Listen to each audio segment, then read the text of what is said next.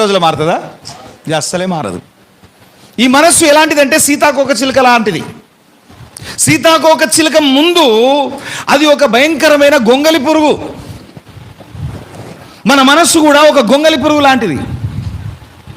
ఈ ఒక్క రోజులో మారే మనసు కాదు ఇది. ఈ యొక్క గొంగలి పురుగు మారుతూ మారుతూ దశలు దశలుగా మారుతూ 4 రకాలైనటువంటి ప్రక్రియల ద్వారా మారుతూ ఒక అందమైన సీతాకోక చిలుక అయిపోయింది. సీతాకోక చిలుక అయిన తర్వాత ప్రాబ్లం లేదు, అది గాల్లో ఎగురుతూ ఉంటుంది. అప్పటిదాకా పాకుతూ ఉంటుంది, కింద పొట్టతో పాకుతూ ఉంటుంది. గొంగలి పురుగు ఎట్లా పాకుతుంది? పొట్టతోని పాకుతూ ఉంటుంది.